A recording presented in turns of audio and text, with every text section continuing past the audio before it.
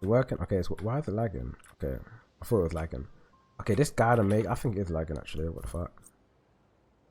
Okay, yeah, I might as well speak now. Okay, since I'm probably never gonna make an Afro guide or any guide on Smite because making guides is so old school and it's so bad doing it on YouTube. Just because games get balance patches and all sorts, and by then in like 3 to 4 months, whatever I said now would probably not be relevant in like 3 to 4 months, and then the video will be useless to anyone watching it in 3 to 4 time or 4, 8 months time. Who knows? However, I did try to find, alternative ways for people to actually use this video in like 3 months, 4 months. If you are watching this in 3 months, 4 months later, 10 months, a year, then I guess this could help you. Well, I can show you right now. Smite Fire is kind of bot, yeah, I get it. Don't question me. Smite Fire is hella bot, but some people got some decent builds depending on who uploaded the build. I uploaded the Afro one. I did it a long time ago, but I uploaded the Afro one and update it today. If you ever want to, watch it, it has everything you want to know. I'll be updating it with like the meta stuff until I quit the game. I don't know when I'm going to quit the game. It could be season 10, season 11, season 9, whatever. But I'll mention it in the title if I do quit the game. Like I'll just mention, I don't know, I'll stop playing. But apart from that, it has everything you need. It has the best build. It has how to start with no starter items, starter item, no starter item, defense build, more offensive build, whatever. Really bad items, optional starter items, bad starter items. Sorry, relics, bad relics, good relics, healing, anti-heal. How to level Afro, and then good people to fight against, bad people to fight against, and then a bunch of description that probably no one ever read because who wants to read. And then I have my Twitch here if you ever want to ask questions about this guide or want to see me play whatever. And I have an Afro Discord server. If you want to join Discord server, we don't only play Smite. If you want to play like DBD custom games, or you want to just interact with other players on Smite, or just want to speak to us, then you can join the Discord server. Everyone's welcome. And yeah, that's about it. If you want to get some skins on Smite, free skins, if I do giveaways, whenever Hyros does give them to me, you can check out my Twitter. I don't really use it as often, but you can check my Twitter though. I do upload like stuff on there. I do also put giveaways if you ever want to get a giveaway and try to win. Easy to follow and copy what the tweet says, and that's it. I do also do some on my Twitch. If you ever want to get giveaways on my Twitch, same thing. You just, follow whatever. I might do a giveaway if you're there or not. Who knows? And yeah, that's about it. So yeah, whenever I do make guides, they'll be up to date here. It has solo. I despise Afro support, but you could have Afro support just in case everyone wants it, because I'm never going to make a guide again. And then got Afro solo. There's Afro solo here if you want to watch Afro solo. And then you got Afro mid if you want to know Afro mid. If you want any other builds on any other god, again, you can check the Smite Fire, or you can just go in my Discord, and people and myself will put builds there whenever we feel like we can, do it. Let me just make this guide. I'm gonna make it quick. It could be probably an hour, it could be 2 hours, but I want to make it so in depth that by then people would understand how to play Afro well or decently. I'll be adding timestamps because no one's gonna watch the video for 1 hour. Not even I would watch a video for an hour on YouTube. That's fucking boring. So I'll be putting timestamp below. I'll make it very descriptive, so it's going to be easy for people to find what they want to learn. So first thing I'm going to be talking about is leveling Afro, of course. Leveling Afro is obviously the first thing. So at red buff, this is for conquest. If you want to use it in any other mode, fuck knows, you probably have to improvise with this guide. But this is mainly conquest. You want to get your level. You want to get your one. Not your one. You want to get your 3 first at level 1. You'll be using this at red buff whenever you are at red buff. You free the red buff and then go to mid, you free the wave again, whatever, you return level 2. When you do turn level 2, it kind of gets a bit more technical. You can either get your 1 first, which is your kiss, or you can get your 2 first, which is your back off. It's situational. If you have maybe an aggressive early game jungle that works well in the early game, like Bakasura, Erlang, Thanatos, maybe a Sokiyomi, Darji, then getting your 1 could be way better, just to make the fight a bit easy, as Aphrodite is really good in 2v2s. Most importantly, the 1 can maybe get their beads. Getting forcing someone's beads out early game is extremely good. Maybe you could get the kill with the extra damage increase for your ally, and increased movement speed for your ally, which they can't outrun you or they can't out damage you if you play your cards right and do it well. If you happen to get a jungle that is like Mercury or Kali, someone that doesn't work well in the early game, they're not the best in their damage, it takes kind of a while for them to get online, I would advise you to get the 2, level 2, because the 2 is it's a damaging ability and it can maybe protect you if you get jumped, or you can use it on camps to speed up your clearing, so you can clear side camps. If they go left, you go right. If you go right, they go left, you know, in mid, and start clearing. So that's one way you can think about it. Let's say our jungle is aggressive, we have a Thanatos. Let's just say our jungle is the Thanatos, right? We have a Thanatos jungle, so we get our 2 next. No, we get a 1. At level 3, we got 2, of course. At level 4, we get the 3. At level 5, we get the ultimate. And then after level 5, our main goal is to try to level the lovebirds quick as possible. So we want to max that first. When I say max, I mean put 5 levels in it before anything else. At level 8, is it level 8? No, it's level 9. At level 9, you're gonna have the option to level your ultimate. I would say you could do it and you should do it. It depends on what situation you're in. I'm not in your game, so I can't say always do it because it's not always a good thing. If you're playing against a lot of dot damage means damage over time. If you're playing against a lot of damage over time gods in mid, let's say they have a Darji mid and they have a Anubis mid, or they have a Darji, no sorry, if they have a Darji jungle and a Anubis mid, or a Darji jungle and they have maybe like a Merlin or someone that has a lot of dot damage, leveling your ultimate could be a tiny bit better, not to the maximum of course, just maybe like 3 stages, so you get the 1.4 invincibility duration. That way, if they do apply dots to you or your soulmate or anyone, when you do ult them, your ultimate can probably save them by like 2 ticks of the damage over time. You could probably like soak up a bit of damage. If you're playing against burst damage dealers like a Vulcan in mid, and you might be playing like maybe Set. You could be playing against a Set and a Vulcan. They do a lot of burst damage. Leveling your ultimate is not really the best thing to do because it's based off your reaction time and your knowledge of the Smite. If you know a lot about Smite, you could press your ultimate at the right time and then soak up all the damage at once.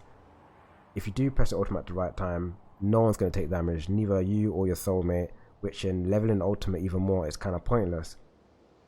As if you do level up all your other abilities, you can be doing more in team fights. So it's kind of situational. But let's just say we don't have a Vulcan in mid. Let's say we do have a Vulcan in mid. We're just gonna level up normally. So at level 20, we just want to make sure we max the 3, max 2, max the 1, and then max the ultimate, and then that's it. That's how you level Aphrodite. It's kind of technical in the early game, but after that it gets, you know, more easy. What next? I can talk about building. Building's kind of easy. Okay, building Afro is very easy to do, but it depends on your game. So I can't say build this, build that, build this. It doesn't work. If you ask someone, can I have an Afro build, they're going to give you something so generic, but it won't always work as well as you think it will. So I'm going to give you a bunch of builds. I'm going to like a whole list. You can obviously go on the Smite 5 if they ever do get updated. I'm going to give you a bunch of builds in mid and explain why they're good, and maybe you can use them in your games when you have to be in that situation. So the best build I like to use in mid is skipping star item. The reason why I skip a star item is because I get the luxury of buying a better star item late game and having a variety in other items. Maybe I can buy that star item, I can buy this one, or either that one, you know. But when you have a star item early game, you can't sell it, therefore you have no option, you just have to upgrade it. And also when you do start with no starter item, you have way more pressure in mid because you have a lot of power. I'll get into that right now. So in mid, you want to start like this. If you're very comfortable in Afro, well, let me just be level 1 actually to make it easy. If you're comfortable in playing this god and you're good at Smite and you know you're actually good at Smite, I'm not saying be big-headed and say you are, but if you are good at Smite, let's say you're like diamond level or above, then I would recommend this build. If you're like plat, maybe gold, silver, and you've been playing for quite a while, I would expect you to go to other build I'm going to make. So this build is quite easy. First thing you want to get bees first. Bees is always the first thing you're going to buy, and then you want to get tier 2 Cronus Pendant. And you want to get 1 health pot, 1 mana pot. and then that's basically your 1,500 gold order.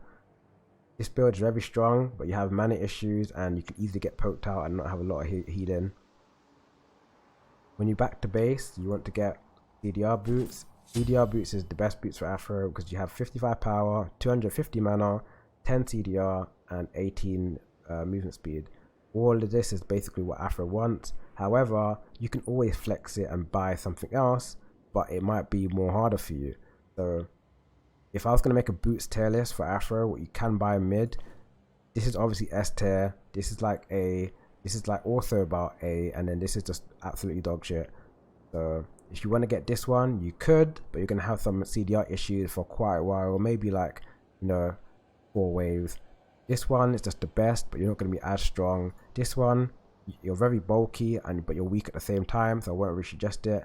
And this one, nothing but comes out of it. You're just quick, but there's no point of being quick because it's not that worth it early game. You should be more stronger early game.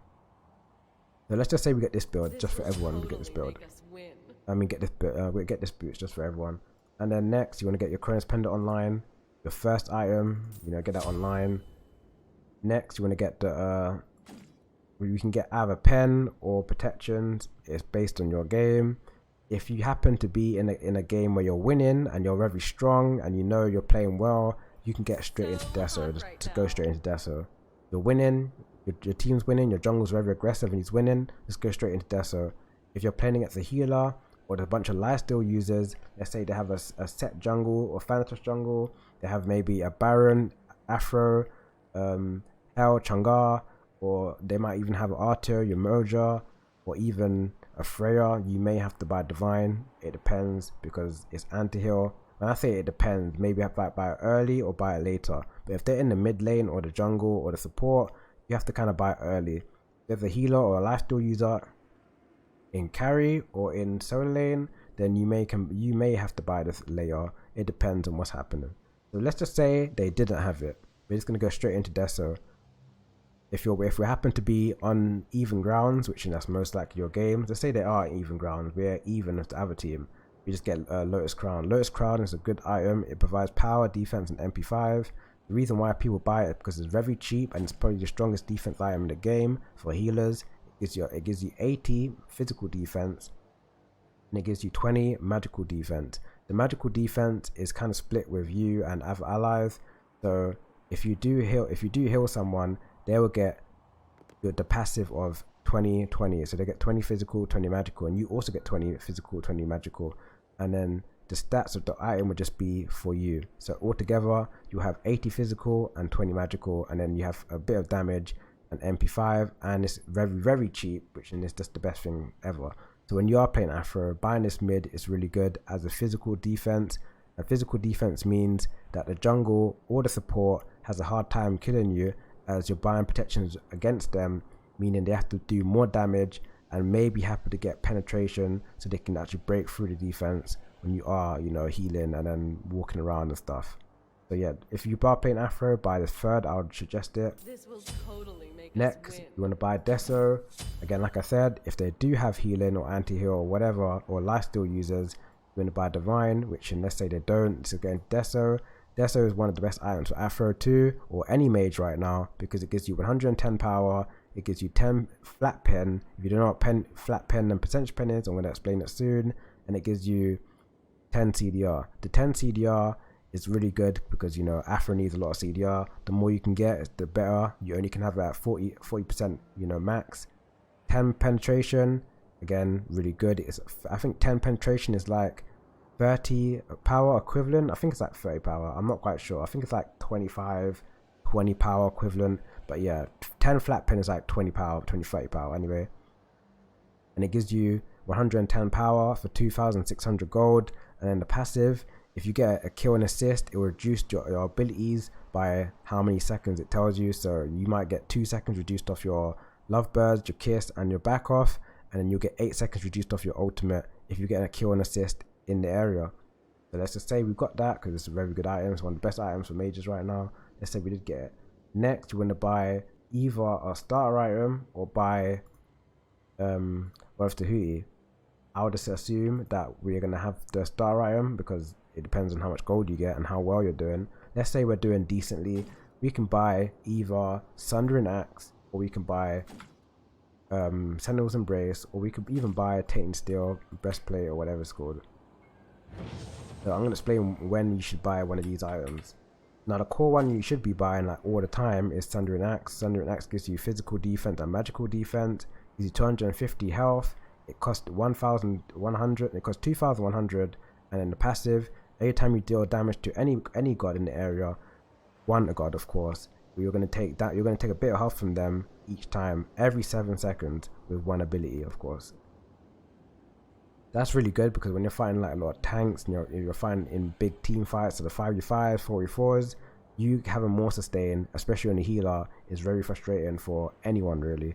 So having that in the build is really good. And being a tanky Aphro or a tanky healer is most importantly the best thing you have to be, because when you are tanky as a healer, especially Aphro, Hell, Chang'e, they're always the first target you have to kill. If you play against good people like in GM lobbies, master lobbies, even higher diamond, everyone knows that killing the healers is the first priority. Even if there's a foe or a set performing so well, you always got to kill the healer first. Buying Sundering Axe will just prevent you from dying, and it will give you a lot of time to dance around the enemy. If you don't know what dancing means, it's like kiting. You kind of kite around the enemy and win off sustain. So that's how you play Aphro. You kind of win off sustain, not power. Let's say we get this. We could also get other star items. We could also get Sentinel's Embrace, but then again, Sentinel's Embrace has a bit of, downsides to it. Yeah, I don't think it stacks anymore. I'm not quite sure. Someone can up-to-date me. I don't think it stacks anymore. But when can you buy this? You can buy this when your support buys War Flag, or if you buy as Compassion. Sometimes supports buy Compassion, or they buy War Flag or War Banner, whatever it's called. Sometimes they may buy one of the two, giving you the option to buy Sentinel's Embrace. You should never buy Sentinel's Embrace if they have it already, because when you buy Sentinel's Embrace and your ally buys Sentinel's Embrace, because they don't stack, only one would overlap the other. So they will never be both using at the same time. They'll just overlap one another. The only time they'll be using like alone is if you're with the other group. Let's say they're 30 units away from you and you're 30 units away from the other person that has the Sentinel's Embrace, then it would work. However, that's never going to be the situation. Everyone's normally grouped up, especially an Aphro or a healer. People are normally going to be next to you to provide, assistance whenever you need it. So whenever someone has a War Flag or Compassion, then you can buy Sentinel's Embrace. But if they do have Sentinel's Embrace or Sentinel's Gift, just go straight into Sundering Axe. It's the next best thing. Sometimes you can get Tainted Steel. Tainted Steel is also a good item you can get, and then you can evolve it into Tainted Breastplate.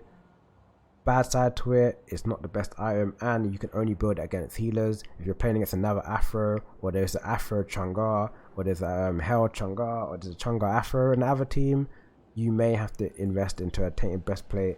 Not because you just want the anti-heal, it'll just be more of annoyance that the more anti-heal there is in the game, is the more annoying the enemy Aphro, the enemy Chang'e, enemy Hell has to deal with it, because the more anti-heals, the more pressure. So sometimes you can get that, but majority of the time, 90% of the time, you're going to be buying Sundering Axe. Yeah, after Sundering Axe, you're going to get Rod of Tahuti. Rod of Tahuti is an expensive item, it costs 3,000. It's too expensive, but it comes with some good stats. You get 140 power, 30 MP5, and 10% magical penetration, and then you get the passive. Like I said before, I was going to explain what flat pen and percentage pen is. Flat pen is when there is bulky targets like tanks like Kakolan, Geb, Kepri, Sobek, those targets, right? The more tanky they are, it's the more penetration you'll be needing. As you're a healer, you don't have to buy that much because you win fights off sustain, not out damaging. But when you are playing alpha mages, you may have to buy a more percent pen, because percent pen bursts down healers based on their they burst down tanks based off how much protections they have. Unlike a flat pen is not based off protections, it's just based off you doing damage to mainly squishies. So if you buy a flat pen, it does a lot of damage to squishies but not tanks. If you buy a percentage pen, it does more damage to tanks, not squishies. So you get the point. But as we're playing healer and we're playing Aphro, especially Aphro, we do not have to buy a lot of percent pen, because buying a lot of percent pen doesn't actually work on Aphro, since you win fights mainly off healing, not damaging the enemy to like death. Sometimes you might have to buy more percent pen if they have triple tank like Cthulhu, Yamoja and Kakul in jungle. If you see something like that, then you may have to not buy Tahuti and just invest into like an Obsidian Shard to get the 30% magical pen, sorry. But yeah, this is the build. This build's really strong. Your second relic's going to be Aegis, of course. Sometimes you can get Shell. If they have a lot of AA damage, you know what AA damage is. AA means aura attack. If they're playing like double ADC, you may want to get this. If they're playing ADC Mercury, you may have to get, you know, Shell. But 89% of the time, you don't have to do that. But this is the best build in mid if you want to use it. It has everything. Sometimes you may have to swap out Deso for Divine, like I mentioned. But yeah, this is the main build. Some people will also like to buy Rose Tahuti first. There's some downfalls to buying this first. I don't buy Tahuti first, but it's not bad. I don't recommend it because it costs 3,000. And what happens when items are very expensive, you can't really use your gold elsewhere, like warding. You know, warding's very good in mid. You have to ward a lot. You can't ward, you can't buy potions. Also, if you do manage to get killed or something happens or you get invaded for your red buff, you get invaded in your camps, the jungle's not performing well and they're taking your camps and they're running the game, you're going to be harder time to get this item secure, you know, get online and make it working. If you happen to do get online, you may suffer elsewhere, like buying your next item. So I normally get Cronus Pendant since it gives Aphro her best stats she needs, which is cooldown and power. But Tahuti is always kind of good. It can be, you know, good anytime. But the only bad side is it's too expensive and you can't buy additional things like wards. That's it, really. The next build I was going to give you is a more safe build. If you're not that confident in playing Aphro mid, this is a more safe build you can run. You have a star item in this build. You are like anywhere below like gold, or you're just starting out to play Aphro mid, or you're new, or you're not that confident in playing, you know, healers like her, then this is a build you should use because it's more, you know, for noob friendly. You can get this first. The Conduit Gem will help you a lot. Then you can buy Tier 1 Cronus Pendant, not Tier 2, Tier 1. And then after Tier 1, you can buy potions. You can buy 2 of each. You've got 2 health, 2 mana. And then this should be your start early game. This is the, if you're not that confident, you build this.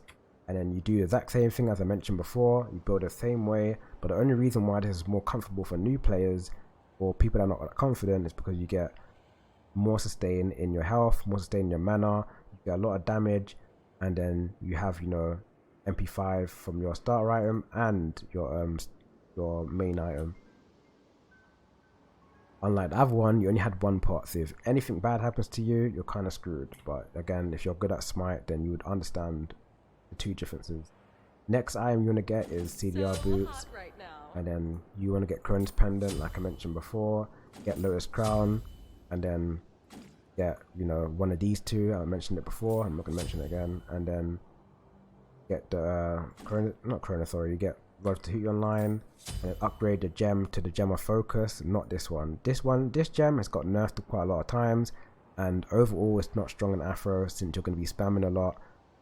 So you might as well get this one, so you get the damage mitigation or damage reduction, movement speed, and increased power. So you might as well get this because it gives you health too. Like I said, being more tanky is very good. This will totally make this is the build. If you're not that confident, buy this build. It's really good. Try to keep up the bar of your stacks on this item. If you don't know, the more abilities you use, every 3 abilities you use, so I will show you like this.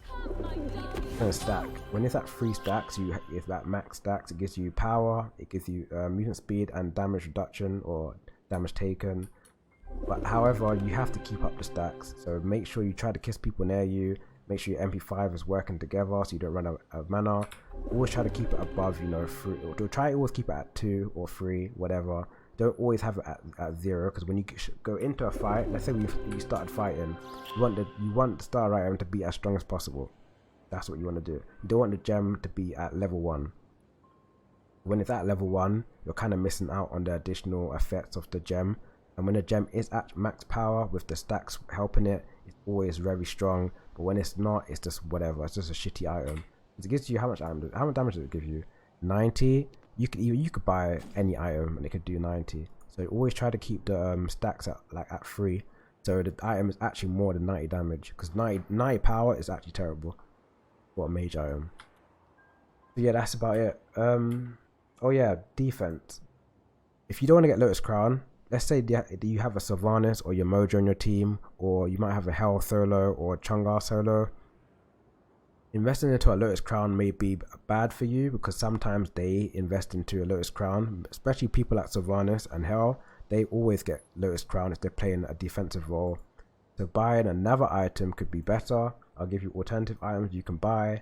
If you're playing a mid, you can buy a Sovereignty. A Sovereignty is the next best thing. If you want to buy a defense item, maybe you can tell your support to buy another item over Sovereignty. But if they don't, then you can buy Lotus Crown. If they have both Lotus Crown and Sovereignty, you could buy Midgardian if you want. Midgardian is not the best, but Midgardian is an option. You could, because it gives you health, protection, and it obviously reduces the movement speed of someone that attacks you. But let me just say, it's not the best, but it's an option. You could build Breastplate of Valor. Breastplate of Valor is probably the next best thing after these two.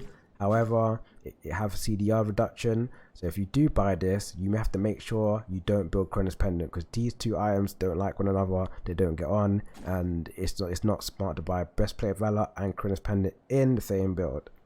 So you have to make sure you have like Rod of Tahuti or Doomob as your first item, and then you have CDR boots, and then next you buy a Breastplate. So it's kind of difficult to buy both of them. Or you could buy one of these two, Mantle of Discord, or you can buy Spirit Robe. Then again, these two are very expensive for what you're getting, and they don't really work as well early game compared to late game, because this is 2,500 and it's 2,900, and that's very expensive for some defense items.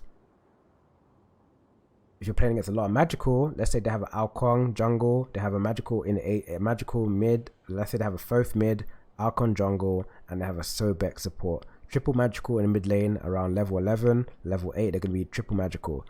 That means you do not want to build Lotus Crown, because you're fighting triple magical. So when you're fighting against triple magical, you want to invest into magical defense. I know this gives you 20, but that's not enough. So we can invest into a better defense. Maybe we can invest into a Wingblade. The Wingblade gives you 30 magical protections and power, and not power, sorry, 30 magical protections and health. 30 is not a lot. You get a lot of movement speed, and you get slow immune.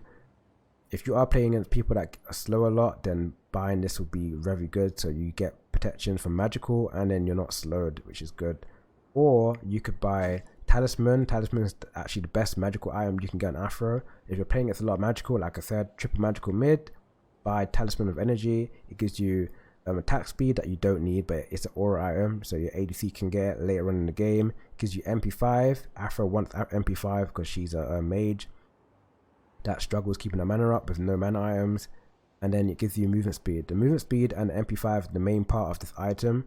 It gives you 60 magical protection, which is a lot. It's double Wingblade, and it's just a tiny bit more expensive, but it's more worth it. And you get 300 health. This one only gives you 250. The downside to getting this item is that you don't get additional stats. There's no power, so you're a bit weaker than Lotus Crown, but you're more safe. This item stacks up to 6, so you get like 2 movement speed, 2 attack speed, but they stack up. I don't think the MP5 stacks, but everything else stacks. If anyone dies, ally or enemy god or enemy minion, whatever, Gold Fury, if anything dies within 70 units of you, you're going to be able to provide this passive between every ally that's within 70 units from you and them. That's about it. Yeah, these two are the best items to buy in mid as magical items. So if you are playing against a lot of magical, you could buy that. You could buy Genjis, but Genjis is probably the third thing I would buy. I won't recommend Genjis because it kind of clashes with other items in today's meta. As Spear of Deso is really good, it kind of has a bit of a clash with Spear of Deso in the CDR department. You never want to go over max CDR, because playing mages, you always want to have either 40 or 30. Majority of the time you want to have 30 CDR, not 40. So in this build we have 40 CDR, but just in case we buy Divine, we're gonna have 30.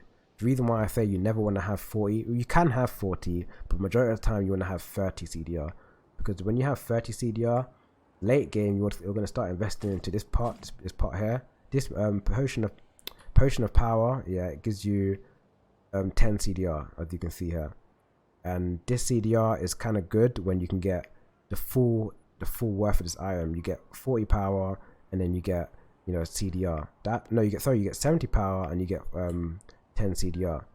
Kind of good. You lose it when you die, but who cares? When you lose it when you die, it's only 500. If I was going to max out my CDR, like now, I have 40 CDR. If I pop this potion, I'm only getting 70 power. That's not worth it. If I do something like this, and I check my stats, I have. Why does it say 80? What's giving me 80? What actual? Is it bugged out? I think it's bugged out. But normally, yeah, your CDR is capped at 40. I don't know why it says 80, but normally capped at 40. And then when I do buy put the potion of power, it will give me only 40. I can't over cap it to 50. But I don't know why it says 80 here. So that's just a bug. But yeah. Yeah, that's kind of building, really. If you want to have a support Afro build, solo Afro build or a support Afro build, it's going to be in a Smite fire, like I showed you. Like here, you can just check by clicking this link, this drop down menu. I don't know what it's going to look like on the phone, but on the PC, if you scroll down, it's going to show you a drop down menu and you can click whichever. But yeah, this is the building. I'm going to get into other stuff like straight after. So like I said, you want to get your free first. I'm going to leave this game. It's obviously a bot game. I'm going to show you. You get your beads. Depending on what build I mentioned just before, you know, I showed you the build. It depends on what builds you get. Let's just say we get the safe build. Let's just say we got the safe build for now. Buy 2 pots, 2 health. We keep the 50 gold there so we can invest it into boots later. And if you play Afro mid, you want to go to your red camp, this thing here. You want to go all the way over here and wait for it to spawn. Your ADC or your support may help you. If your support and ADC help you at the same time, don't freak out. Sometimes it's good for, you know, this dual lane. You may get both of them here, you may get one. If you get none, you may have to shout and scream and someone comes over here and help you. If there's 2 of them here, it's fine. 1 of them here is okay. When the red buff does spawn, you want to clear it, blah blah, do some basics, make it come to you, pick it up. When you do pick it up, you want to go to mid, run to mid quickly. Make sure you don't walk into the damage abilities, because the damage ability is going to be here. So try to have a wary of the enemies walk in here. You clear, do some basics, clear. You know, once you do clear, step back up. The enemy should be coming through this jungle, and then they should start fighting. Sometimes they start fighting here. If your jungle starts fighting here, it's most likely a bad thing. Once you clear the wave, if the enemy jungle and enemy mid laner goes to this camp over here, I'm pinging on the map, that one over there, then you may have to go to this one. If the enemy jungle goes to this camp, where I'm pinging at, where Raven just went, you may have to go to that one. So if they take that, you take this. You take that, they take that. That's how it works.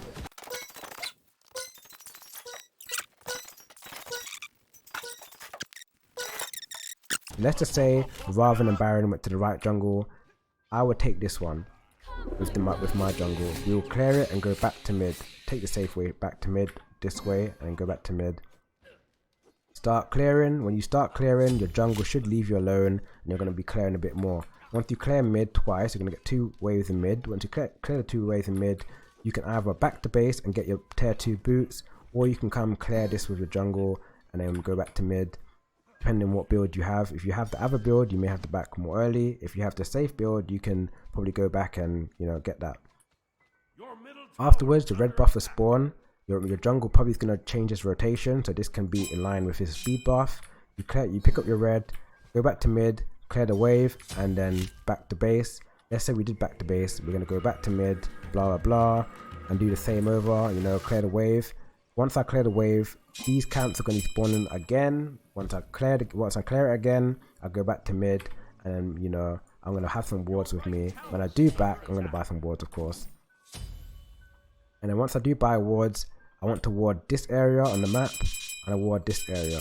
But I have to be kind of, you know, cautious in what's going on. I can't just go up there and expect to, you know, always ward. I have to realize I could die because I'm Afro. If they catch me, I'm dead. So yeah, that's how you play Afro mid. Kind of simple, kind of easy. I'm going to show you another thing with Afro mid, what you should do, because you're going to have some mana problems, because a lot of Afros like to spam abilities to heal people like Mercy, no offense. So I'm going to show you something that you could do where when you are playing Afro mid. Let me get the totem. Let's say Chuck, this is a bot Chuck, so it's a bad example, but let's say this Chuck got this thing here, this totem. You're going to hear a noise when I get it. Okay, you heard that noise, right? That noise means that I'm going to be getting movement speed and MP5. This MP5 applies to the whole map. It works down here. Totem of crew, whatever. Every time I walk into an ally tower, I'm going to have MP5. So for 9 seconds, I'm going to have it down here. Of course, after 9 seconds, I have to go into an ally tower. This red rim thing, every tower has it on your team. If you don't have it, it's going to be white. If you do have it, it's going to be red. Okay, how much mana am I regaining? 4. I'm still getting 4 mana. If I step in and step out, I'm gaining way more than 4, as you can see. I'm gaining 8. If once it stops after this second, I'm gonna go back to 4 again. Based on your MP5 in your build, it's gonna be whatever it is. But now it's 4. Step in and step out, it's going to be 8 again. The reason why I'm telling you you should do this is because every time you hear that noise and you look into your tower, it is your tower. It's always good to make sure you walk in and out so you get the movement speed and the MP5 or the mana regain. So when you do get the mana regain, you don't have to spend your money on pots, and you're always going to be top on your mana, and you can engage more and help people out, maybe heal more, maybe change your links a bit more, then, you know, run out of mana and be useless. So yeah, that's one thing you should learn on Afro mid. And yeah, that's about it. Everything else is kind of like to you. I can't really show you anything else because I'm by myself right now. But yeah, that's about it. So when you are playing Afro mid, follow my instructions. Like I said, clear red, go wave. If they go left, you go right. If they go right, you go left. Clear mid again, take the safe way. Clear it. The totem of crew may be on your tower, maybe the enemy tower. If it's on your tower, step in there, step out. Well, I can't ping it, but normally step in your tower, step out, clear the wave, you know, come back, maybe not back, depending on your build. Go to red, come back to wave, take the safe way around, don't be lazy and go that way, take the safe way, clear. These two are going to spawn soon. If they go left, you go right. If you go right, they go left. Make sure you ward hair or hair so you don't get ganked. Most likely they're going to blink, and that's it. That's Afro mid for you right there. Make sure you don't get caught lacking anywhere here because you're going to get fucked up. That's it. That's Afro mid. That's how you play Afro mid. Very easy. You know, anyone can do it. Aphrodite, are you here to Yeah, this part of the video, I'm going to show you tips and tricks. Tips and tricks means better ways you can save allies. You can do stuff in Afro where you may not know. These things kind of work if you're good on Afro. Sometimes you don't have to be good to do them, but in a real scenario, you may have to be very quick to do these things, and it will change your game completely. The chance of this ever happening in your games might be low, but the fact that you have it, you now know how to do it, would help you. So let me give you some examples of what I mean. Because being able to do these stuff would help you a lot. They will bring you a far, you know, way in this game. Especially in like games like Joust. If you know how to do these things, people are going to be very surprised, and you know you're going to look really good when you're doing it. And who doesn't want to look good? So let me give you an example. Linking 2 people at the same time and giving them the same. No, link one person at one person and give them both of them the ultimate. So as you know, if you play Afro, you can only ult one person. We all know that, right? You ult yourself and this person. But sometimes you can give it to 2 people, including yourself. That's 3 people. So I'm going to ult this Odin, and he's going to also get it. See, you can ult 3 people. Bad thing to this is that he will not, this one over here, this Odin will not get the full duration of 2 seconds of this ultimate. Neither would he. They split between one. So if he uses 1 second and you link it to him, he will get 1 second, he'll get 1 second. If he gets 1.8, he's going to get 0.2. Get it? But the ultimate only goes to 2 seconds. If he gets, if this Odin gets 0.8, he's going to get 1.2 of the ultimate. Because the ultimate only goes to 2 seconds if you max it. If we're late game and we ult, he's gonna get the duration of what he got. So basically, it's like eating food. If I buy a pizza and I eat the rest of the pizza and I give it to someone next to me, he's gonna get the leftovers. So if I ult this guy over here, he's gonna get the leftovers. So ult this one, he's gonna get the leftovers. So basically, you can ult 2 people at the same time. That's literally it. It's really good, but you barely ever have to do it. But if you know how to do it, it's always good to have that in in your arsenal. You can do it whenever you want, whatever. Oops. Let me get my ultimate again and show you. Because when you do it in a game, you're going to look good, and the enemy's going to be annoyed that, this bitch just always annoying, ulting like that and doing good stuff and, whatever. So again, I can try out this Odin if you want. Oh, and link the avatar of it. Basically, yeah, link 2 people. And they both don't take damage. You can even experiment it yourself, but because I'm by myself, I can't experiment it. I could experiment if I go on my other account, but I guarantee I know it works because I've got too much time in this character. I know that works. What else can you do? Oh yeah, people use abilities. People use stuff in Instacast and whatever. I don't use my kiss on Instacast because there's some reasons why I do it. There's a reason why I don't do it. I'm going to show you why I don't use it on Instacast. The reason why I don't use it Instacast is because Afro's link has priority. If you don't know what priority means, it means that it will utilize someone or something else before anything else. So let me go on the other team. Let's say wait. Go back on the other team. Okay, let's say Odin is my soulmate, right? I linked him. And then there's an enemy right here, right behind him. Let's say there's an enemy right there, and I want to link the enemy, but this fat Odin's in the way, so I can't link him. I can't link the enemy because my fat Odin's in the way. The reason why I can't link the enemy, I know these go through things like that, but because I can't link this enemy, it's because the Odin would eat the one, or eat the kiss, whatever. Allies eat it because it's got priority on it. When these abilities have a priority, you can't hit through them. Sometimes you can, it might not work, but majority of the time you have to go either here or around them, or they have to step out the way for it to not be wasted on them. It'll just go into them, not through them. That's why I use it on non-instacast, so I can see the radius.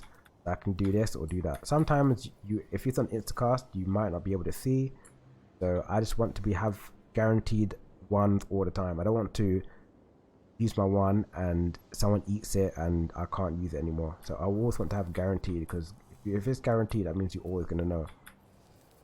That's one reason why I don't have it on Instacast. It's got the priority. Another reason why I don't use it on Instacast is because when people are on the other side of the wall, like here, I was going to change it to Instacast.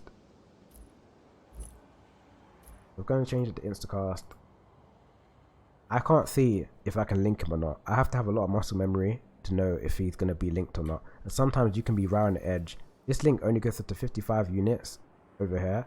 I know it goes to 55, But let's say the ruler is hidden and you're not quite sure. Let's say he's about to die. It's a dying scenario and you might have to save him. You might not know how far you are away from him, and he might not know either. So it's based on you to know how far he is. If you missed your link, he might die because you obviously have an instacast. And the link doesn't tell you, like when you kiss people, it doesn't tell you that you can hit him or not. There's no indicator. And when you're playing gods like Afro, you need to have this indicator at least. Sometimes you don't, but it's always good to have it. And I'll show you what indicator I mean. You see how he just blue? It's because, of course, he's on my team, so it's indicating that he's on my team. But then he's gonna get a light blue aura around him like that. It's because my kiss is telling me that he's in range. When he's not in range, he's normal again. And he's light blue. He's 55 units.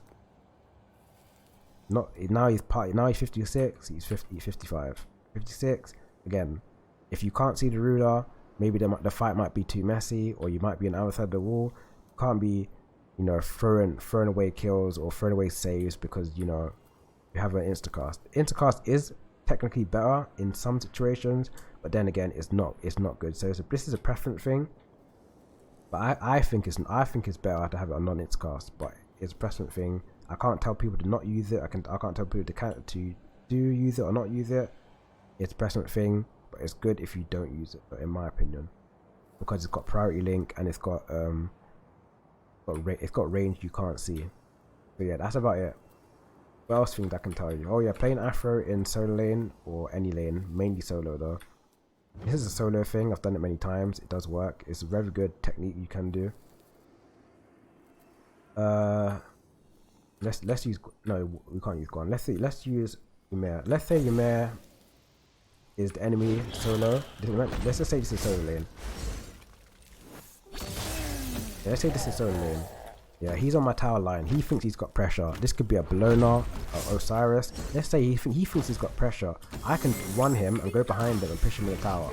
And he would take a tower shot and most likely die. You know, that's another good thing you can do.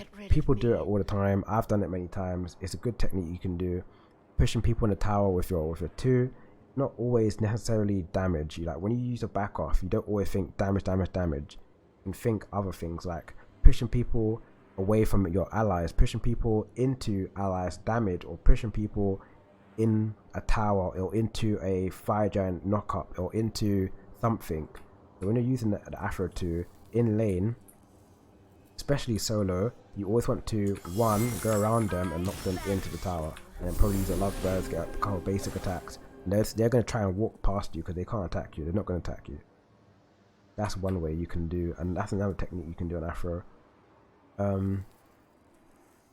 Yeah, that's enough really. I don't really have much stuff to tell you. Also, one other thing I can tell you is that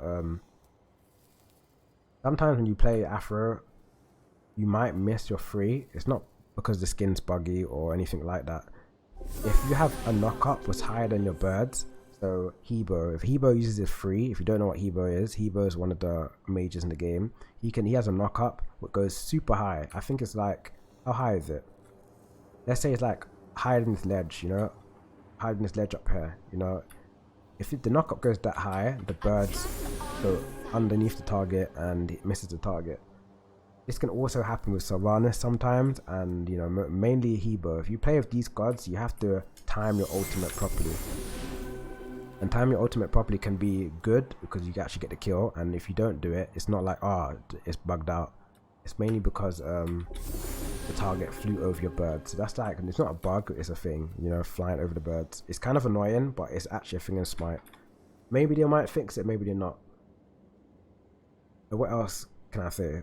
Oh, another thing you can do in Afro is use your ultimate. You know this thing here, the not ultimate, sorry, your passive, the giant heart, the love heart here. You can use it for a budget warding. Like it could be a budget ward, right? The reason why you can use it as a budget ward, I don't use it often because I have wary of where enemies are, but sometimes you can. Let's say you're playing mid and there's someone in the jungle, like a Loki, or let's say there's someone hiding in the jungle. Many people do it. For example, they do this. Let's say I'm Susanna. They normally hide around a wall like this in mid, and they wait for you to walk up and they do their crazy abilities and go wild and kill you. Sometimes if you don't have a ward like here or here, this is mid. Let's say this is mid. This is what entry into the jungle, and you don't have it warded. You're scared to walk forward to clear the wave, of course. Sometimes you can walk towards the wall and hug the wall, and you'll get one love heart here. And this love heart means that there's someone near you, an ally or an enemy. And this only works to 70 units. So again, let's just use Odin. Odin is like 74. Now he's 70. Now he's 71. 70, now he's 70. You can use this as your advantage. I would recommend putting the ruler on, because the ruler can help you. But if you want to find out if someone's in the jungle ready to kill you, if the love heart pops down here, like down here, if you're by yourself, yeah, and this love heart pops up, that means there's an enemy near you in 70 units. So you can hog walls like this and find people. It's kind of scummy and stupid at the same time, and it's not that deep, but it's another way of not dying, especially in solo. If you want to know if there's people at your blue buff and you can't hear them, you can hog the wall and it will tell you 2 enemies in the area like this. I'll show you another way. It doesn't matter how thick the wall is. There's 2 enemies here. There's one Odin right here and there's one Odin right here. If I go away 70 units, only one Odin shows because this Odin's showing right here. If I step a tiny bit back, disappear. So look, that's one way you can do it. Yeah, that's mainly the tips I have. There's not much tips I can tell you on Afro, but yeah, those are the tips I do know. They did help me when I was bad at Afro. When I was bad at the game like 3 years ago, this is quite things I'd learned by myself. Then again, now I don't really use half these tactics because it's just muscle memory. But if you're new to the game, you can use these too. It would help you. I would suggest using them. And yeah, that's about it really. What can I say anything else in the guide? I don't really have anything else in the guide to say. But if you ever want to come to my Twitch and ask for any questions, you can. If you ever want to join my Discord, you can. These Discords I have, like in my servers, the people in the Discord, they're nice people. You can always learn from them. Some of them are not the best. Some of them are way, better than you probably think. Learning from everyone is easy because you might learn something else. I play Afro a lot, so I might not know everything, but I do know probably 98% of the things. But you may learn the extra 1 or extra 2% from someone else in the Discord, and if you do, the more you know, the more better you are, right? So that's all I've got to say. But yeah, I'm never gonna make a guide again. So this is my last guide, unfortunately, because I feel like like I said at the start of the video, making guides, I don't know, man. They're not worth it. I feel like they run out. They're like milk, They're only good for a certain amount of time and they expire, and then you never use them again. And I feel like when I make an Afro guide, maybe in 3 to 4 months, the video is gonna be useless. And what's the point in watching it if it's useless, right? Yeah, that's about it. If this did help you, you also mention it in this what do you call it, the comments, so I know if it did help someone. Otherwise, I'm not helping no one.